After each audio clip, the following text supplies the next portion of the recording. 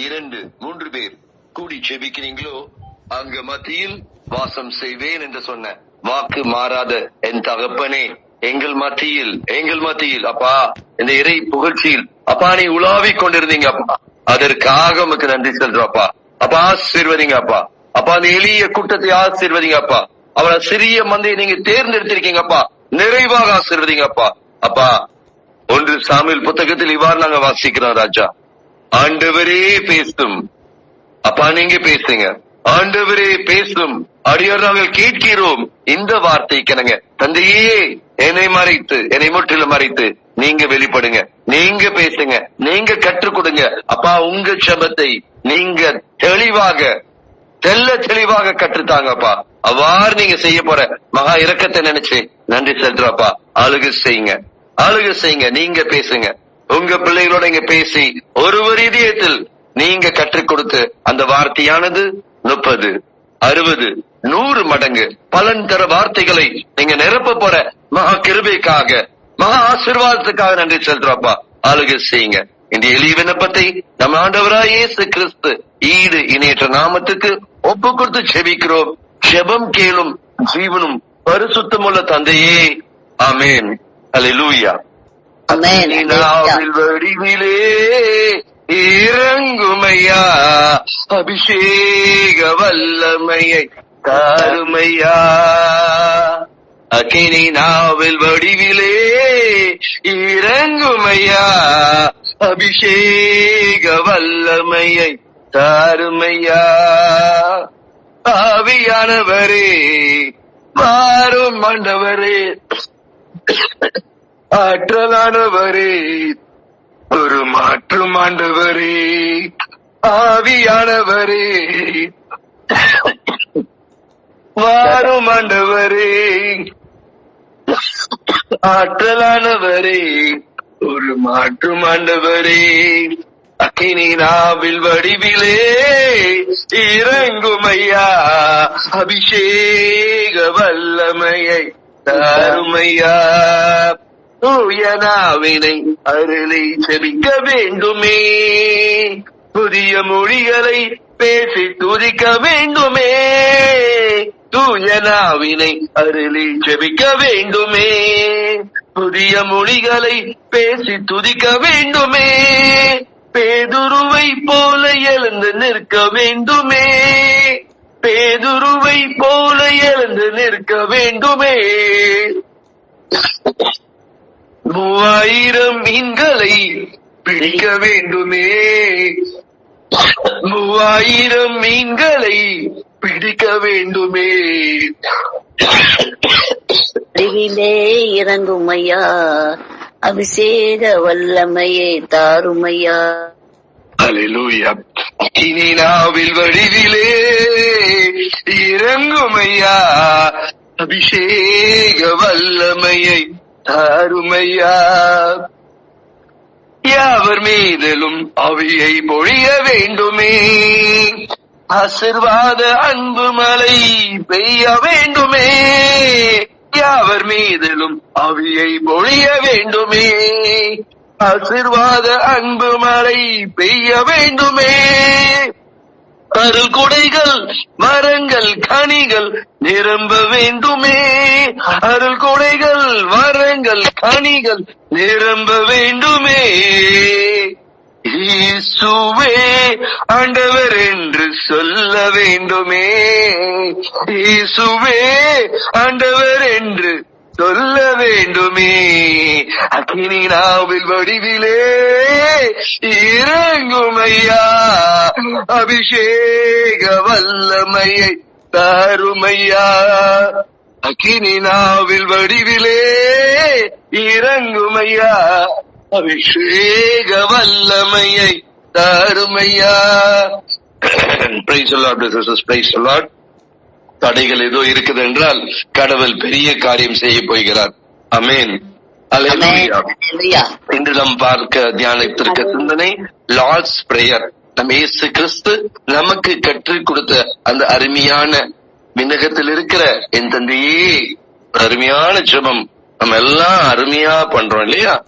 ஒரு ஜெபமாலையில் 5 முறை விண்ணகத்தில் இருக்க என் தந்தையே அந்த தந்தையின் கடவுளை நோக்கி ஜெபிக்கிறோம். இயேசு கிறிஸ்து மூலமா ஜெபிக்கிறோம். இந்த அருமையான ஜெபத்தை குறித்து நாம் தியானிக்க போறோம். 2 நாள் இந்த செய்தி போகும்.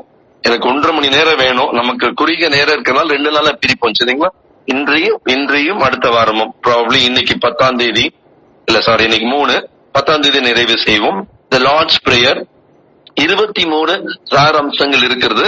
அதுக்கு முன்னாடி நம்ம ஒரு சில காரியம் கடவுளை குறிச்சு நம்ம இயேசு மகாராஜாவை குறித்து ஒரு சில காரியத்தை தியானித்துட்டு அந்த 23 காரியத்துக்கு போவோம்.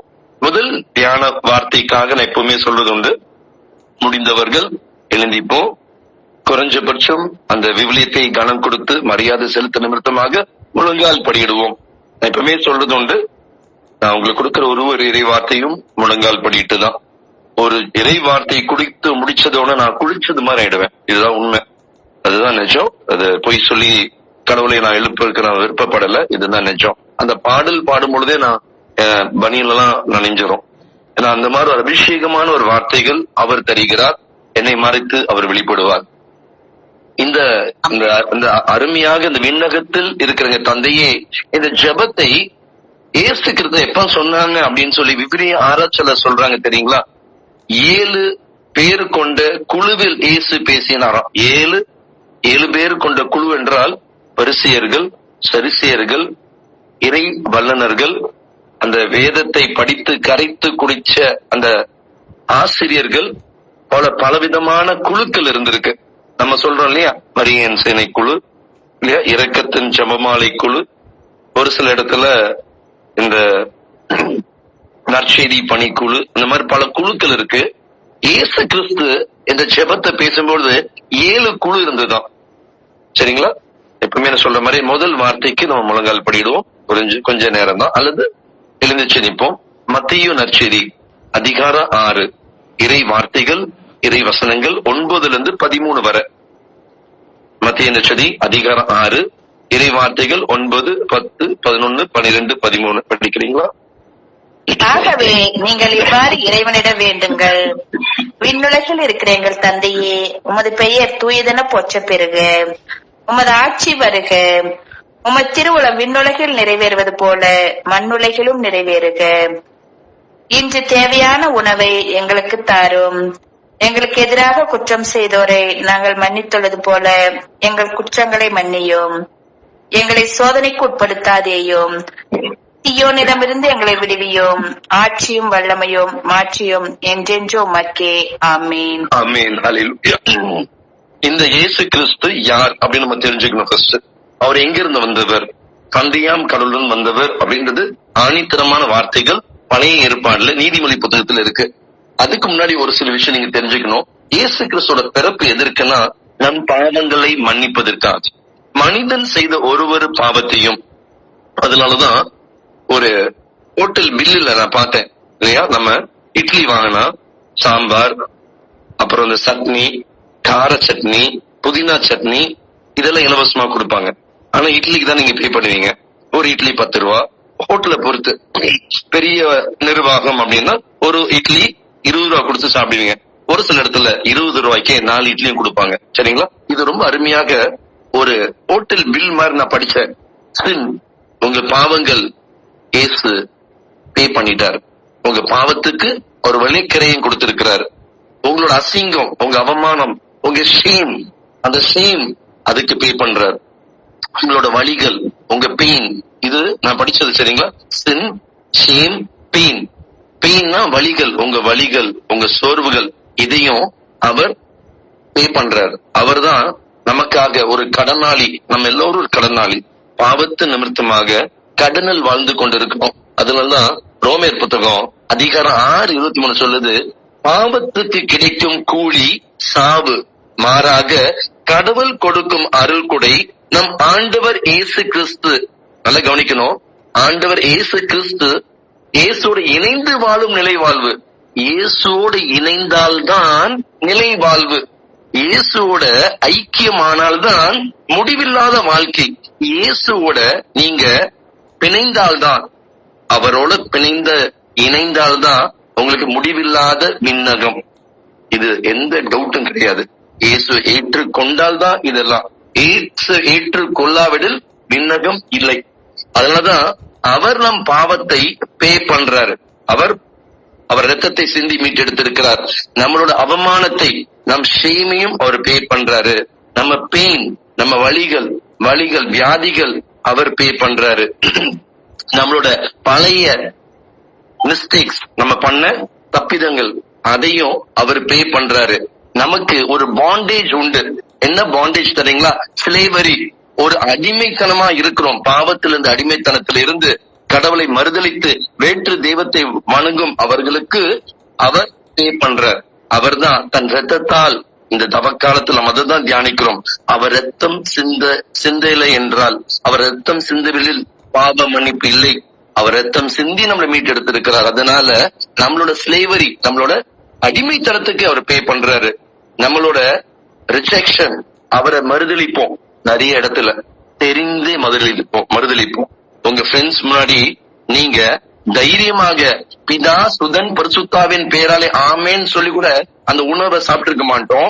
நீங்க குடிக்கிற டீ ஒரு சிலுவை அடையாளம் கூட பண்ணிருக்க மாட்டோம். அப்படி என்றால் அவரை ஏற்றுக்கொள்ள மறுதலித்து, அதாவது நம்ம அவரை அந்த இடத்துல முன்னிறுத்தப்படாம, அவரை பிரதானப்படுத்தாம பண்ணுவோம்.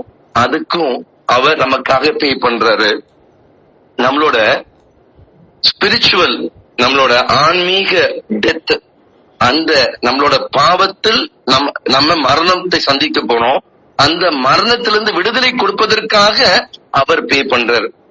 அப்படின்னா எல்லாத்தையும் அவர் சுமந்து இந்த கல்வாரி பலியில் அவர் தன்னையே ஒப்பு கொடுத்து நம் பாவத்தையும், நம்மளோட ரிஜெக்ஷனையும், நம்மளோட அடிமைத்தனத்தையும், நம்மளோட பழைய குற்றங்களையும் தப்பிதனத்தையும், நம்மளோட வலிகள், நம்மளோட அவமானங்கள், நம்மளோட பாவங்கள் அவர் நமக்காக பே பண்ணி நம்மளை விடுவிக்கிறார்.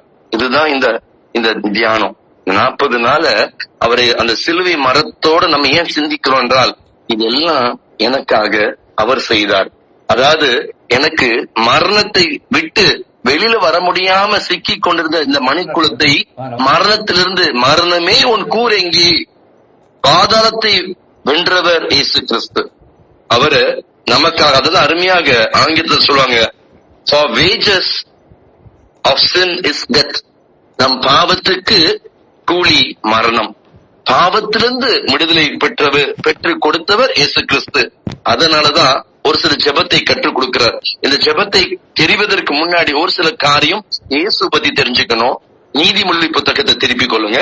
நீதிமொழி புத்தகம் அதிகாரம் 8 இறைவசனம் 22-30 வரைக்கும் படிச்சீங்கன்னா இயேசு கிறிஸ்து எவ்வாறு தந்தையாம் கடவுளில் ஒரு செல்ல பிள்ளையாக இருந்தார்னு தெளிவா இருக்கும். இந்த விண்ணையும் மண்ணையும் படைச்சவர் தந்தையாம் கடவுள் சொல்ல வார்த்தையான தெய்வம் சொல்ல இயேசு கிறிஸ்து இந்த உலகத்தை படைத்தது தெளிவாக எழுதப்பட்டிருக்கும். படிக்கிறீங்களா சிஸ்டர்? நீதிமொழி புத்தகம் அதிகாரம் 8 இறைவசனம் 22-23. ஆண்டவர் தம் படைப்பின் தொடக்கத்திலேயே சொல் பழங்காலத்தில் எதையும் படைக்கும் முன்னரே என்னை படைத்தார். தொடக்கத்தில் பூவுலகு உண்டாகும் முன்பே நானே முதல் நிலைநிறுத்த பெற்றேன். ஆமீன். நல்லா தெளிவா பாருங்க. எதையும் படைப்பதற்கு முன்னாடியே என்னை படைத்தார். அது யாருன்னா இயேசு கிறிஸ்து. இயேசு யாரு நமக்கு தெரியணும். அப்படி தெரிஞ்சாதான் விவிலியத்தை சுவாரஸ்யமா படிக்க முடியும். என்னை படைத்தார்னா தந்தையாம் கடவுள் இயேசுவை உலகம் தோன்றுவதற்கு முன்னாடியே படைத்திருக்கிறார். அடுத்தால படிங்க சிஸ்டர் 24. கடல்களே இல்லாத காலத்தில் நான் பிறந்தேன், பொங்கி வழியும் ஊற்றுகளும் அப்போது இல்லை. ஆமேன். ஆமேன். கடல் இல்ல. நல்லா கொஞ்சம் அப்படியே கற்பனை பண்ணுங்களா. ஒன்றுமே வெறுமையா இருக்குது. உலகமே வெறுமையா இருக்கு. கடவுள், தந்தையாம் கடவுள் இயேசு கிறிஸ்துவை படைத்திருக்கிறார். அப்படின்னா அந்த நேரத்துல வான தூதர் கிடையாது. எதுவுமே இல்லாத நேரத்தில் உலகமே இல்ல. உலகத்தில் மக்கள் இல்ல, வானங்கள் இல்ல, பூமி இல்ல, எதுவுமே இல்ல, கடல் இல்ல, மழை இல்ல. இப்ப இருக்கிற எந்த நட்சத்திரம், எந்த விண்மீன் கோள்கள் எதுவுமே இல்லாத நேரத்தில் கடவுள் இயேசு கிறிஸ்து படைச்சிருக்கிறாரு. ரொம்ப தெளிவா இருக்கு. 25 படிங்க சிஸ்டர். 8:25. மலைகள் நிலைநாட்டப்படும் முன்னே, குன்றுகள் உண்டாகும் முன்னே நான் பிறந்தேன். அல்லேலூயா. ஆமென். ரொம்ப அருமையா இருப்பாருங்களா? மலைகள் இல்ல, குன்றுகள் இல்ல, அதற்கு முன்னே நான் பிறந்தேன். தந்தையாம் கடவுளால் படைக்கப்பட்டவர் இயேசு கிறிஸ்து. 26 சிஸ்டர். அவர் பூ உலகையும் பரந்த வெளியையும் உண்டாக்கும் முன்பே, உலகின் முதல் மண் துகளை உண்டாக்கும் முன்னே நான் பிறந்தேன். ஆமென். அல்லேலூயா. மண் துகளை முதல் உண்டாக்கும் மண்ணே இல்ல, அந்த நேரத்தில் நான் உண்டாக்கப்பட்டேன், நான் பிறந்தேன் அப்படின்றாரு. Next sister 27. வானத்தை அவர் நிலைநிறுத்தின போது, கடல் மீது அடிவானத்தின் எல்லையை குறித்த போது நான் அங்கே இருந்தேன். ஆமென். ஆமென். வானத்தையும் அதை நிலைநிறுத்தற்கு முன்னாடியே நான் அங்கே இருந்தேன். 28 சிஸ்டர். உலகத்தில் மேகங்களை அவர் அமைத்த போது, ஆழ்கடலில் ஊற்றுகளை அவர் தோற்றுவித்த போது நான் அங்கே இருந்தேன். Praise the amen. Lord. எதுவுமே இல்லாம வெறுமையா இருக்கும் பொழுது தந்தையாம் கடவுள் இயேசு கிறிஸ்துவை மறுபடியும் தெளிவாக கற்றுக் கொடுக்கிறார். நமக்கு இதெல்லாம் ஏன் சொல்றேன்னா, ஒரு சில பேர் இப்ப கேள்வி கேட்கணும். ஏன்னா பிரதர், நீதிமொழி புத்தகத்துல மேல தலைப்பு இது பேரு ஞானம் என்று கொடுக்கப்பட்டிருக்கு. ஞானத்தை பத்தி சொல்லும்போது நீங்க ஏன் இயேசுன்னு சொல்றீங்க, நீங்க கேட்கணும். நீங்க கேட்டதான் ஈஸியா இருக்கும். நீங்க புரியறதுக்காக தான் அந்த கேள்வி நானே எழுப்புறேன். சரிங்களா? அந்த தலைப்பு பாத்தீங்களா, ஞானம் என்று இருக்கும். சரிங்களா? இப்ப அது கீழே அப்படி படிங்க சிஸ்டர். 30 படிங்க. 29, 30. அவர் கடலுக்கு எல்லையை ஏற்படுத்தி, அந்த எல்லையை கடல் நீர் கடவாதிருக்கும்படி செய்த போது, பூ உலகிற்கு அவர் அடித்தளமிட்ட போது நான் அவர் அருகில் அவருடைய சிற்பியாய் இருந்தேன்.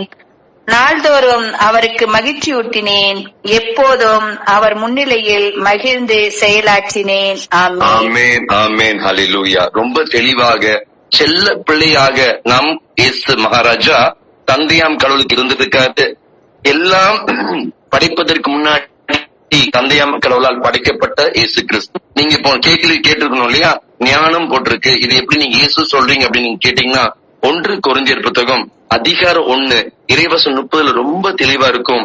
என்னதமா இருக்கும்? இயேசு கிறிஸ்து தான் ஞானம். படிச்சிருக்கீங்களா? 1 கொரிந்தியர் அதிகாரம் 1 இறைவசனம் 30. நான் சொல்றது உங்களுக்கு விளங்குது இல்லையா? யார் இந்த ஞானம் என்றுன்னா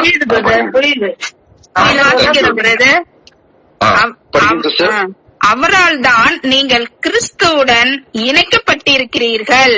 கிறிஸ்துவே கடவுளிடமிருந்து நமக்கு வரும் ஞானம்.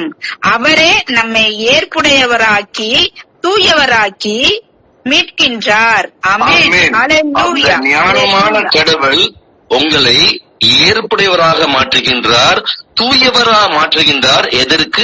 விண்ணகத்துக்கு. நல்லா புரிஞ்சுக்கீங்க. இயேசு கிறிஸ்து வந்த நோக்கம், ஒரே நோக்கம், நீங்க அழிந்து விடக்கூடாது.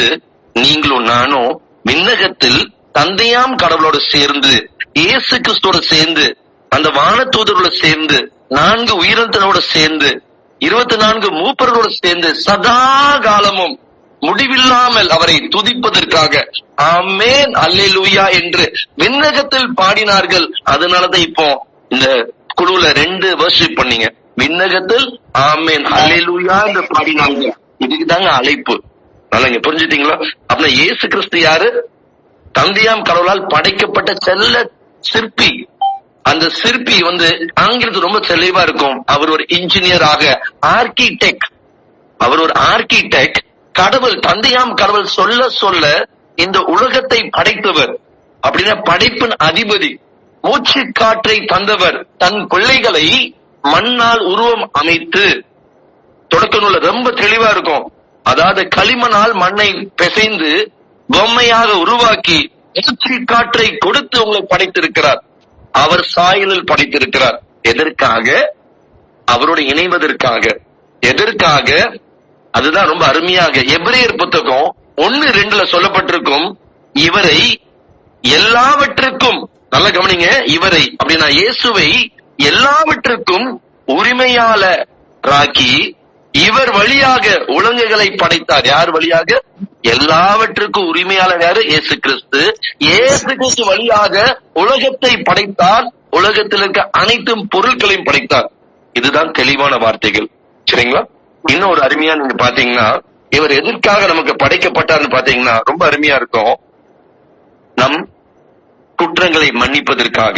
அதுதான் முதல் சத்தியமாக மத்திய நற்செய்தியில நீங்க படிக்கும் போது 1வது அதிகாரம் நமக்கு கொடுக்க வசனம் என்ன தெரியுங்களா? இயேசு கிறிஸ்துனாலதான் உங்களுக்கு குற்றங்கள் மன்னிக்கப்படுகின்றது.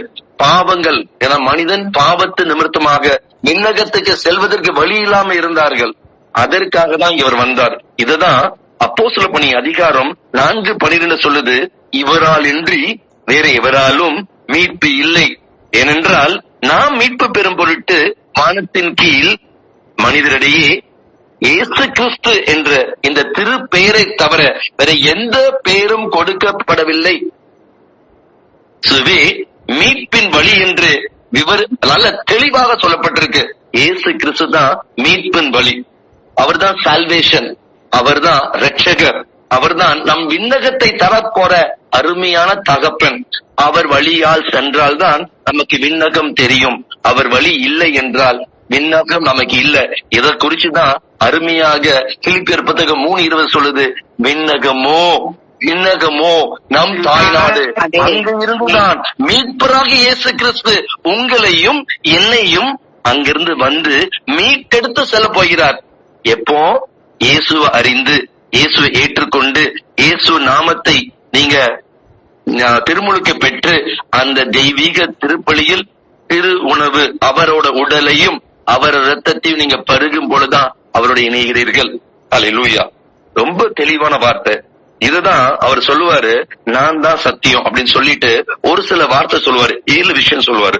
அது யோவான் புத்தகம் 6:35 ரொம்ப தெளிவா இருக்கும். வாழ்வு தரும் உணவு நானே. என்ன சொல்றாரு? யோவான் 6:35 தெளிவா இருக்கும். வாழ்வு தரும் உணவு அப்படின்னா முடிவில்லாத வாழ்வை தருகின்றவர் நானே. அல்லேலூயா. Praise the Lord. நல்லா கவனிக்கணும். நம்ம இயேசு சாமி இன்னைக்கு ஒரு பொருளாக பார்க்கிறோம். ஒரு என்னது, இயேசு கிட்ட போனா இது கிடைக்கும். நம்மளோட விசுவாசம் எல்லாம் தாந்தோணித்தனமாக எனக்கு இது வேணும் அது மட்டும் தான் சிந்திக்கிறோம். ஆனா நம்மளோட காரியம் என்ன தெரியுங்களா? இயேசு கிட்ட வந்தா விண்ணகம். இதுதான் நீங்களும் நானும் சொல்வதற்கான அழைப்பு. இதுதான் இன்னும் அருமையா சொல்றாரு. முதல் சத்தியம் என்னது? வாழ்வு தரும் உணவு நானே. இது இயேசு சாமி சொன்னது. யோவான் 8:12 சொல்லுது, உலகின் ஒளி நானே. எவ்வளவு அருமையான வார்த்தை பாருங்களா. உலகின் ஒளி அப்படி என்றால் அவரை ஏற்றுக்கொள்ளாதவர்கள் இருளில் இருக்கிறார்கள், அவரை ஏற்றுக்கொள்பவர்கள் ஒளியில். நம்ம எல்லாம் ஒளியில் இருக்கிறோம். நல்லா புரிஞ்சுக்கீங்க. நம்ம எல்லாம் ஒளியின் மக்கள். ஆனா நீங்களும் நானும் பார்ப்பதற்கு ஒளியின் மக்கள் போல் தெரிகிறோமா அல்லது இருளில் வாழ்வது போல் தெரிகிறோமா? நீங்க கொஞ்சம் உங்க கைய நெஞ்சில வச்சுக்கீங்களேன். எப்படி இருக்கிறீங்க? எப்ப பார்த்தாலும் ஒரு குறை இல்லையா? நான் ஒரு சில பேர்கிட்ட பேசின அடுத்த நிமிஷமே எனக்கு என்னமா சொல்றாங்க, விண்ணப்பம் கொடுக்குறாங்க. பிரதர் நீங்க வேண்டிக்கீங்க. ஏன் நீங்க வேணா கொடுக்க மாட்டாரா? கொஞ்சம் கற்பனை பாருங்களா. நீங்க வேணா கொடுக்க மாட்டாரா? 100% கொடுப்பார். அவரை ஏற்றுக்கொண்ட அனைவரும் அவரை செல்ல பிள்ளைகளால் பார்க்கிறார். எப்படி தந்தையாம் கடவுள் தன் மகனாகி இயேசு கிறிஸ்துவை செல்ல பிள்ளையாக பார்த்து ஒரு செல்ல சிற்பியாக பார்க்கிறாரோ அதே பார்வைதான் இயேசு மகாராஜா உங்களை என்னையும் பார்த்து பார்க்கிறார். நான் என்ன செல்ல பிள்ளைகள், நீங்க எந்த அளவுக்கு செல்ல பிள்ளையோ அதே போல்தான் நான். உங்களுக்கு இருக்க எல்லா ஆசீர்வாதம் எனக்கு இருக்க எல்லா ஆசீர்வாதம் உங்களுக்கு தந்திருக்கிறார். எல்லா ஆசீர்வாதம் நிறைவாக தரக்கூடியவர். ஒரே காரியம், அவரை நோக்கி இருக்க வேண்டும். நமக்கு நிறைய பிரச்சனைகள். அதனால நம்ம என்ன நினைக்கிறோம், இங்க போயிடலாமா அங்க போயிடலாமா, அவங்கிட்ட ஐடியா கேட்கலாமா, இவங்கிட்ட போனா சரியாயிடுமா, அவன் நம்ம சொல்யூஷன் கொடுப்பானா அப்படின்னு நம் தலை மேல நிறைய பிரச்சனை ஓடிக்கொண்டே இருக்குது. ஆனா ஒரே சொல்யூஷன் இயேசு சாமி. இது இன்னும் அருமையா சொல்றாரு. உலகின் ஒளி நானே சொன்ன அவர் என்ன சொல்றாருன்னா யோவான் 10:9 சொல்றாரு, நானே வாயில். என்ன சொல்றாரு? நான் தான் அந்த வாசல். எந்த வாசல்? விண்ணகத்தின் வாசல். எந்த வாசல்? நல்லா புரிஞ்சுக்கிங்க. அவர் விண்ணகத்தை குறித்து அதெல்லாம் பேசுனது. நானே வாயில் அப்படின்னா மீட்பின் வாயில், அப்படின்னா ரட்சிப்பின் வாயில், மீட்டெடுக்கிற வாயில் அவரே. அப்படின்னா விண்ணகத்துக்கு நுழைவாயில் அவரே. யோவான் 10:11 சொல்லுது, நல்ல ஆயன் நானே. என்னது? நல்ல ஆயன், a good shepherd. அவர் நல்ல ஆயன். அந்த நல்ல ஆயனை நீங்களும் நானும் தேர்ந்தெடுத்திருக்கிறோம். இது நீங்க முன் குறித்து தேர்ந்தெடுக்கவில்லை, அவர்தான் உங்களை முன் குறித்து தேர்ந்தெடுத்திருக்கிறார். அதனால தான் நான் எப்பவுமே பதிவு பண்ணுவேன், 1 பேதுரு 2:9 நீங்களும் நானும் தேர்ந்தெடுக்கப்பட்ட திருக்கூட்டம், அரச வழி மரபினர்கள், அவர்கள் உரிமை சொத்து, தூய மக்கள் இனத்தினர். நீங்களும் நானும் அந்த தூய மக்கள் இனத்தினர் என்று என் அப்பா என்னை பார்த்து கூப்பிடுறார். ஹல்லேலூயா. அவர் நம்மளை தேர்ந்தெடுத்திருக்கிறார், நீங்க அவரை தேர்ந்தெடுக்கவில்லை. அவர் உங்களை அவரோட உள்ளங்கையில் வரைந்துள்ளார். யோவான் 11:25-26 சொல்லுது, உயிர் தெழுதலும் வாழ்வும் நானே. ஹல்லேலூயா. ரொம்ப தெளிவான சத்தியம். உயிர் தெழுந்தவர் அவர், அதனாலதான் மரித்த நீங்க அவரால் உயிர் தெழுக்க முடியும். விளங்குதா? நீங்க அவர் உயிர் தெழுந்ததினால், அவர் இறந்தார், அவர் மரித்தவர் உயிர் தெழுந்தார், மீண்டும் வருவார். மரித்த நாமளும் உயிர்ப்பிக்கப்படுவோம் அவர் மூலமாக. வேற யாரும் கிடையாதுங்க, நடுவுல யாரும் வரவும் முடியாது. உயிர் தெழுதலும் வாழ்வும் நானே. எவ்வளவு அருமையான வார்த்தை பாருங்களா. அவரே தன்னை, நான் தான் எல்லாம். யோவானோட சத்தியம் பாத்தீங்கன்னா ரொம்ப அருமையா இருக்கும். ரொம்ப அருமையா டீப் திங்கிங் தியாலஜி ஸ்டடிஸ் அதுல வரும். ரொம்ப அருமையாக உயிர் தெழுதலும் வாழ்வும் நானே என்றாரு. யோவான் 14:6 ரொம்ப தெளிவா சொல்றாரு, வழியும் உண்மையும் வாழ்வும் நானே. வழியும் உண்மை. உண்மை என்றால் ட்ரூத். அவர் தான் நிச்சயம், அவர் பொய் அல்ல. பொய்க்கு பிதாவுமானவன் யாரு? சாத்தான். இவர் பொய்க்கு பிதாவுமானவன் அல்ல, இவர் மெய். இவர் மெய்யான தெய்வம். பொய்யான தெய்வங்கள் 33,000 கோடி தூதர்கள் இருக்கிறார்கள். இது மெய் தெய்வம். அதுதான் வழியும் உண்மையும் வாழ்வும் நானே. யோவான் 15:5 தெளிவா சொல்றாரு. இது 7வது காரியம், நானே திராட்சை கொடி. எவ்வளவு 7 மேட்ரு கற்றுக் கொடுக்கிறாரு. 7 மேட்ரும் என்ன மேட்ரு?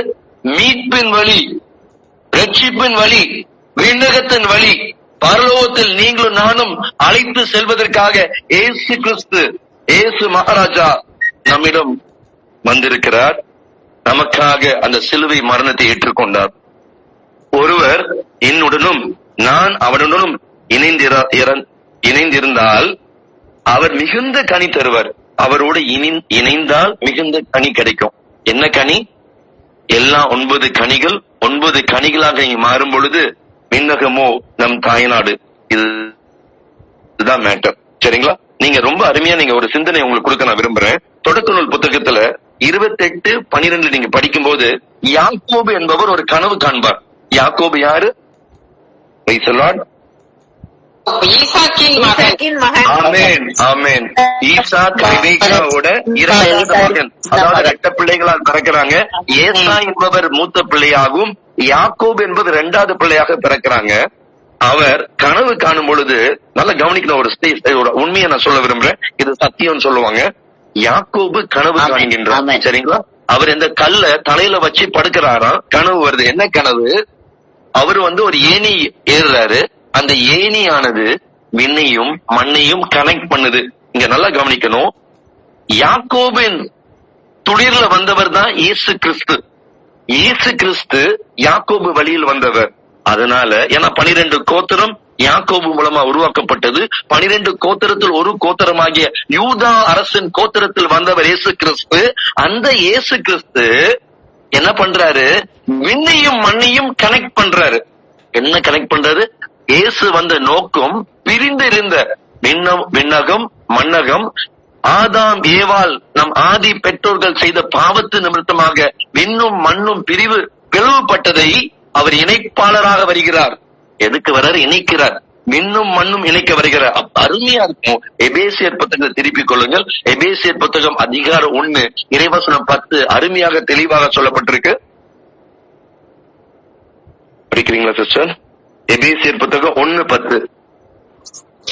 நான் படிக்க சோத்ர ஆண்டவரே, காலம் நிறைவில் விண்ணில் உள்ளவை மண்ணில் உள்ளவை அனைத்தையுமே கிறிஸ்துவின் தலைமையில் ஒன்று சேர்க்க வேண்டும் என்ற திட்டமே நீங்களும் நானும் கிறிஸ்துவனா இருக்கிறது எவ்வளவு சிறப்புன்னு பாருங்களா. தயவு செய்து திங்க் பண்ணுங்களா. காலம் நிறைவில், நல்லா கவனிக்கிற வார்த்தைய, காலம் நிறைவில் விண்ணுள்ளவை மண்ணுள்ளவை அனைத்தையுமே கிறிஸ்துவின் தலைமையில் ஒன்று சேர்க்க வேண்டும் என்று திட்டமே மறைமுறை. என்ன அருமையா வார்த்தை பாருங்க.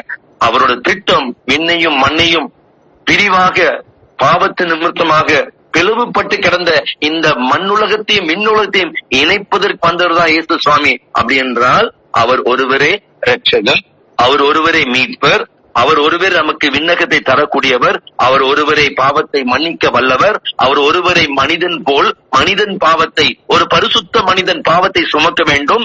இந்த பரிசுத்தமான இயேசு கிறிஸ்து உங்க பாவத்தையும் என் பாவத்தையும் மீட்டெடுப்பதற்காக ஒரு மனு குலத்தில் அருமையான தாய் அன்னை மரியாளுடன் வயிற்றில் பேழை, அந்த பேழை, அந்த அன்னை மரியான்ற பேழையில், அந்த பேழையால் சமக்கப்பட்டு பிறந்த இயேசு கிறிஸ்து இவர்தான் நமக்கு ரொம்ப அருமையான ஒரு காரியம் என்னன்னா, இவர்தான் இணைப்பாளர். இந்த இணைப்பாளரை நீங்க இணைந்து இருக்கிறீங்க. எப்படி இணைந்து இருக்கீங்க? ஒரு திருப்பலியிலும் அவரை நீங்க உணவாக பெற்றுக் கொள்றீங்க.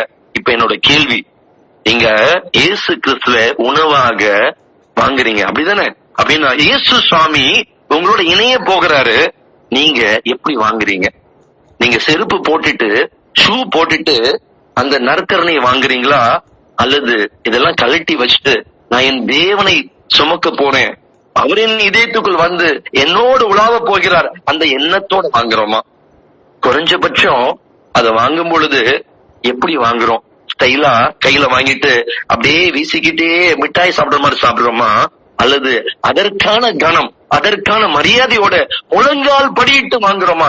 தயவு செய்து பிளீஸ் திங்க் பண்ணுங்களா, எப்படிப்பட்ட மனநிலை நம்ம அந்த திவ்ய நற்கரனை இயேசு மகாராஜா வாங்குறோம்? கொஞ்சம் யோசனை பாருங்களா. நம்ம அழைப்பு என்ன? அரசர்களாக அழைக்கிறார். உங்களை தன் சரீரத்தை பெற்று கொடுத்திருக்கிறார், ரத்தத்தை சிந்தி மீட்டெடுத்திருக்கிறார். அவர் நம்மளை மீட்பு பொன்னையோ பொருளையோ வெள்ளியோ வெண்கலத்தையோ கொடுத்து மீட்டெடுக்கவில்லை, தனது சரீரத்தை, தனது ரத்தத்தை சிந்தி பிள்ளைகளை மீட்டெடுத்திருக்கார். இந்த உணர்வு இருக்கா நமக்கு? அருமையா சொல்றாரு 1 தெசலோனிக்க புத்தகம், 1 தெசலோனிக்க புத்தகம் அதிகாரம் 2 இறைவசனம் 8. 1 தெசலோனிக்க, ஆமா, 1 தெசலோனிக்க புத்தகம் அதிகாரம் 2 இறைவசனம் 8. இவ்வாறு உங்கள் மீது ஏக்கம் உள்ளவர்களாய் கடவுளுடைய நற்செய்தியை மட்டுமின்றி எங்களையே உங்களுக்கு கொடுத்துவிட ஆவலாய் இருந்தோம். ஏனெனில் நீங்கள் எங்கள் அன்புக்குரியவன் ஆகிவிட்டீர்கள். ஆமேன். அப்பொழுது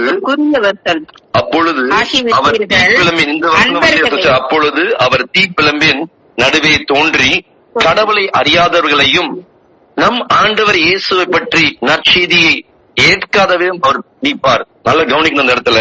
இயேசு அறியாதவர்களையும் தந்தையாம் கடவுளை அறியாதவர்களையும் அவர் தண்டிக்கக்கூடிய வல்லமை மிக்க கடவுளா இருக்கிறார். இயேசுவை ஏற்றுக்கொள்ள வேண்டும், இயேசுவே ஆண்டவர் என்று சொல்ல வேண்டும். நம் உதடுகள், எல்லா நாவுகளும் முழங்க வேண்டும், எல்லா முழங்கால்களும் இயேசு மகாராஜா முன்னாடி மண்டியிட வேண்டும். இதுதான் உண்மையான உண்மை. யாரு ஏற்றுக்கொள்ளவில்லையோ அவர்களை அவர் தண்டிப்பார். கடவுளை அறியாதவர்களையும் நம் ஆண்டவர் இயேசுவை பற்றி நற்செய்தியை ஏற்க தவறுகிறவர்களை அவர் தண்டிப்பார். இயேசு வந்த நோக்கம் ஒரு குட் நியூஸ். இயேசு ஏற்றுக்கொண்டால் அவங்களுக்கு குட் நியூஸ், அவங்க ஏற்றுக்கொள்ளவில்லை அதுக்கு பேட் நியூஸ்.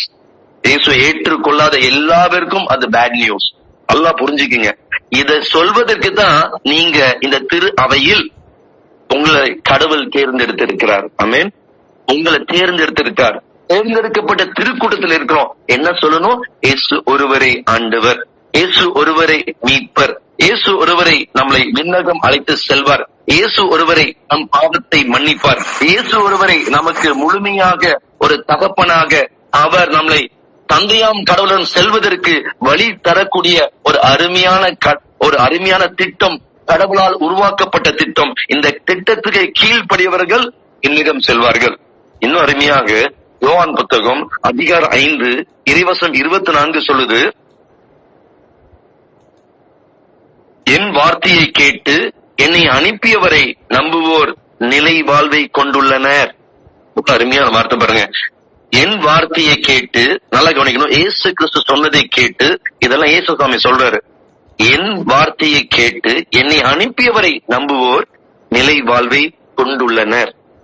இது இன்னும் அருமையாக 1 திமோத்தி புத்தகத்துல பவுலடியார் திமோத்திக்கு கடிதம் எழுதுறார். பவுலடியார் பெரிய நம்ம பாரிஷ் பிரீஸ்ட் மாதிரி வச்சுக்கீங்க, இல்ல பிஷப்னு வச்சுக்கீங்க, சரிங்களா? பிஷப் ஆனவர் தனக்கு கீழே இருக்கிற அந்த டீக்கன்மார்களுக்கும் தனக்கு கீழே இருக்கிற அருமை தந்தையர்களுக்கும் கடிதம் எல்லாம் எழுதுவாங்க. ரொம்ப அருமையா சொல்லப்பட்டிருக்கும். 1 தீமோத்தி அதிகாரம் 6 இறைவசனம் 7-8 ரொம்ப அருமையா இருக்கும். உலகத்திற்கு நான் எதை படிக்கிறீங்களா சிஸ்டர்? கொண்டு வந்ததில்லை, நாம் எதையும் கொண்டு போகவும் முடியாது. எனவே உண்ணவும் உடையும் நமக்கு இருந்தால் அவற்றில் நாம் மனநிறைவு கொள்வோம். ஆமென், ஆமென். ரொம்ப அருமையா, இதுதான் உண்மைங்க. ஆனா இதை விட்டுட்டு தான் நம்ம என்னென்னமோ கேட்கிறோம். என்ன கேட்கிறாரு? உலகத்திற்கு நான் எதையும் கொண்டு வந்ததில்லை, உலகத்தை விட்டு எதையும் கொண்டு போவது முடியாது. இதுதான் உண்மை. ஆனா அந்த கொடிய வாழ்க்கை, நம்மளோட வாழ்க்கை சக்கரை எத்தனை வருஷம்? 70 வருஷம். வெள்ளத்தின் மிகுதியாக 80, 90, 100 வயசு. மெய்யாகவே தெளிவான புத்தியில் வாழ்ற வருஷம் முதல் 20 வருஷத்தை விட்டுருங்க. கடைசி 10 வருஷத்தை விட்டுருங்க, இல்ல 15 வருஷத்தை விட்டுருங்க. நம்ம 80 வயசு வாழ்றோம் வச்சுக்கோங்க, 30 வருஷத்தை விட்டுருங்க. நம்ம தெளிவான சிந்தனையில் வாழ்றது அதிகபட்சம் 45, 50 வருஷம். இந்த 50 வருஷத்துல நம் எண்ணங்கள் எப்படியெல்லாம் இருக்கு கொஞ்சம் கற்பனை பாருங்களா. எதையாவது மடக்கி எப்படியாவது பெரிய ஆள் ஆனோம், அப்படித்தானே? இங்க தெளிவா சொல்லப்பட்டிருக்க வார்த்தை, உலகத்திற்கு நான் எதையும் கொண்டு வந்ததில்லை, உலகத்தை விட்டு எதையும் கொண்டு போவது முடியாது. எனவே உணவும் உடையும் நமக்கு இருந்தால் அவற்றில் நான் மன நிறைவு கொள்வோம் அப்படின்னு தெளிவாக சொல்லப்பட்டிருக்கு. இந்த மன நிறைவோட நாம் இன்று வாழ்கிறோமா? போதுண்டா சாமி, எல்லாம் அருமையா நீங்க தந்திருக்கீங்க. நன்றி இயேசுவே. திருப்பியும் சொல்லுவேன், நன்றி இயேசுவே தவிர ஒரு பெரிய ஜெபம் எதுவும் இல்லை.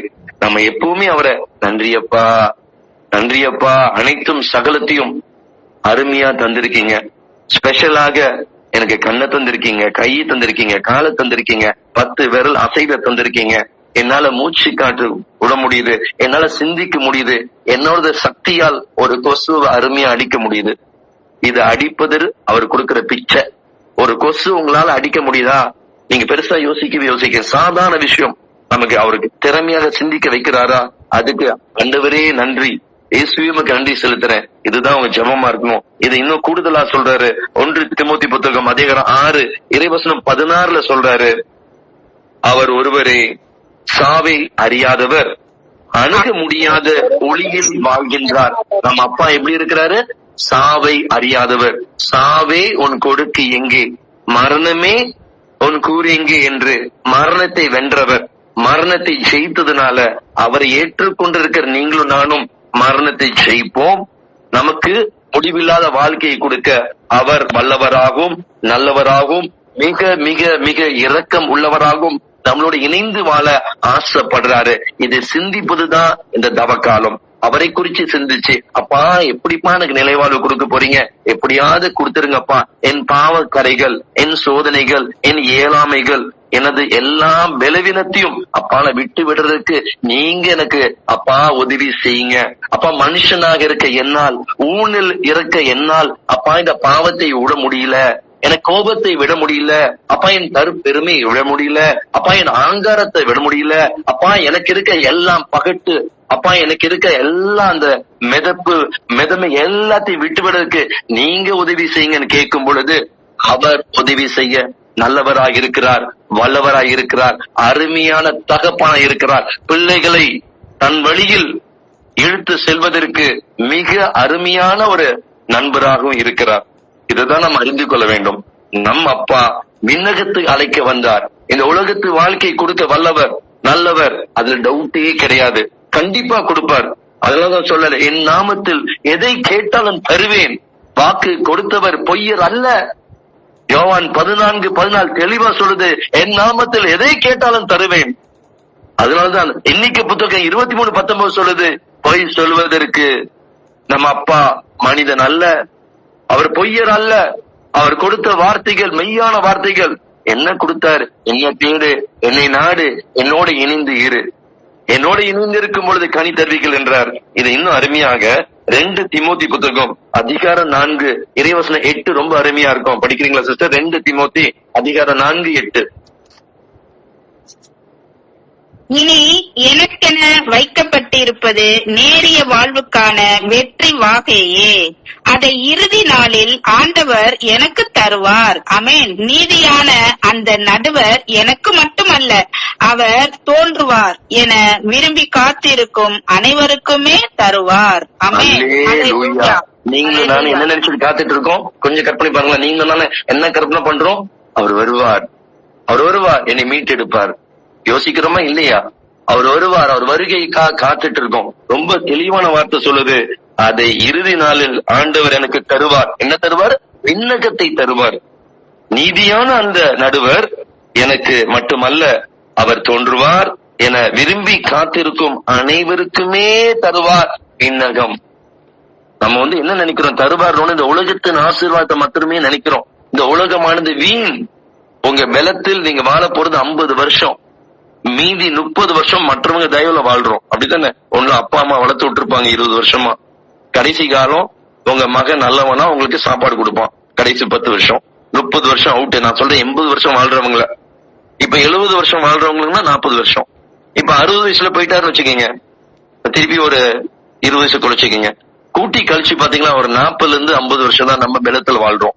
ஆனா அந்த வாழ்க்கையில நம்ம என்ன வேலை எல்லாம் பண்றோம்? இங்க தெளிவா சொல்லப்பட்டிருக்கு, அவர் தோன்றுவார் என விரும்பி காத்திருக்கும் அனைவருக்கும் அவர் விண்ணகத்தை தருவதற்கு வல்லமை மிக்க கடவுளா இருக்கார். அதனாலதான் நமக்கு ஒரு சில பெரிய ஜெபத்தை கற்றுக் கொடுக்காமல் அற்ப ஜெபம், சாதாரண ஜெபம், எளிமையான ஜெபத்தை கற்றுத் தருகிறார். விண்ணுலகத்திற்கு எங்கள் தந்தையே, உமது பெயர் தூயது என போற்றிருப்பீங்க. இந்த அந்த ஜெபத்துக்கான ஒரு 23 சார அம்சம் அடுத்த வாரம் பார்ப்போம்.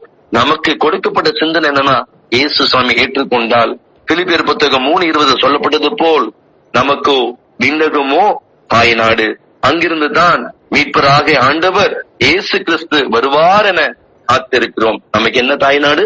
விண்ணகமோ நம் தாய்நாடு. அதற்காக ஏங்கி காத்திருக்கும் பொழுது இங்க தெளிவா சொன்னது போல் நடுவர் எனக்கு மட்டுமல்ல, அவர் தோன்றுவார் என விரும்பி காத்திருக்கும் அனைவருக்கும் அவர் தர வல்லவரா இருக்கார். அவரை விரும்பி என்ன காத்திருக்கிறோம்? இயேசு வருவார், என்னை மீட்டெடுப்பார். இதே மாத்திரம் சிந்திச்சு வாழ நம் கிறிஸ்துவ வாழ்க்கையில் அழைக்கப்பட்டிருக்கோம். என்னைக்கு நம்ம இதை சிந்திக்கிறோமோ அன்னைக்கு இந்த மண்ணுலக ஆசை பெருசா இருக்காதுங்க. எப்போ அப்பா நான் விண்ணகத்துக்கு போனோம், உங்களோட நான் இணையணும் அப்படின்னு நீங்க எப்பப்ப யோசிக்கிறீங்களோ அப்போ விண்ணகத்தின் ஆசை இருக்காது. மண்ணகத்தின் ஆசை இருக்காது. விண்ணகத்தை நோக்கி நம் சிந்தனைகள் இருக்கும்.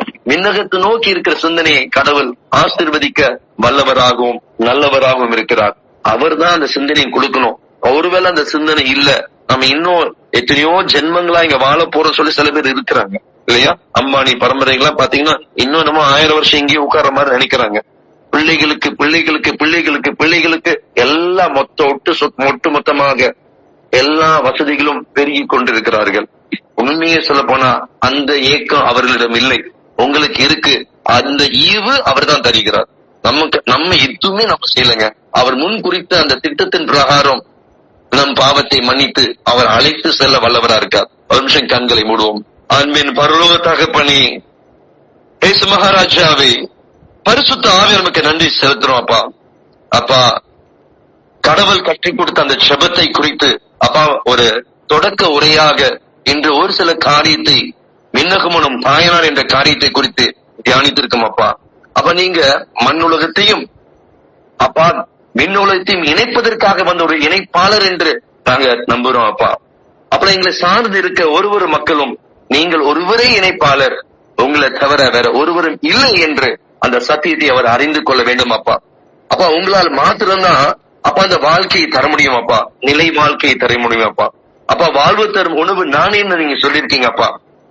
ஒளி, உலகின் ஒளி நானேன்னு சொல்லிருக்கீங்க. நீங்க ஒளியா இருக்கிற பட்சத்தில் யார் யாரெல்லாம் அந்த ஒளியை ஏற்றுக்கொள்கிறார்களோ அவர்களை பார்த்து சொல்றீங்க. மத்திய 5:14 சொல்றீங்க, ராஜா நீனே இந்த உலகத்துக்கு ஒளி என்று சொல்றீங்க. எங்களை நீங்க ஒளியாக பார்க்கிறீங்க. இதற்காக நன்றி செலுத்துறோம். நீங்க உங்க ஒளி எங்களுக்கு நீங்க தந்தமைக்காக நன்றி. அந்த பரிசுத்த ஒளியில் நாங்க வளர வாழ அந்த ஆசீர்வாதத்தை இன்று இப்பொழுது ஊற்றுவீராக நான் ஜெபிக்கிறேன். ஆசீர்வதிங்க, ஆசீர்வதிங்க. ஒரு தேவைகள் எல்லாம் சந்திக்கப்படட்டும். ஒரு நிறைவை காண செய்யுங்க. ஒரு மன நிம்மதியை காண செய்யுங்க அப்பா. அன்பின் ஆவியாக, அன்பின் ஊற்றாக எங்களை வழி நடத்துங்கப்பா. எந்த சோதனைக்குள்ள சிந்தனைகளை இயேசு கிறிஸ்து நாமத்தில் கடிந்து அப்புறப்படுத்த ராஜா. எல்லா அசுத்த சிந்தனைகள், அசுத்த கிரியைகள் இப்பொழுது விலகட்டும் இயேசு நாமத்தில். உங்களை பற்றி கொண்டு விண்ணகமோ எங்கள் தாய்நாடு என்ற அப்பா அந்த வாஞ்சியோட, அந்த ஆசையோட எங்களை வாழ அப்பா என்ற ஒரு ஆசீர்வாதத்தால் நிரப்புங்க ராஜா. அவ்வாறு நீங்க செய்ததுக்கா நன்றி, நீங்க ஆசீர்வதிக்கா நன்றி ராஜா. அப்பா, இந்த எளிய விண்ணப்பத்தை நம்ம ஆண்டவராய் இயேசு கிறிஸ்து திருநாமத்துக்கு ஒப்புக்கொண்டு செபிக்கிறோம் பிதாவே. ஆமென். அல்லேலூயா.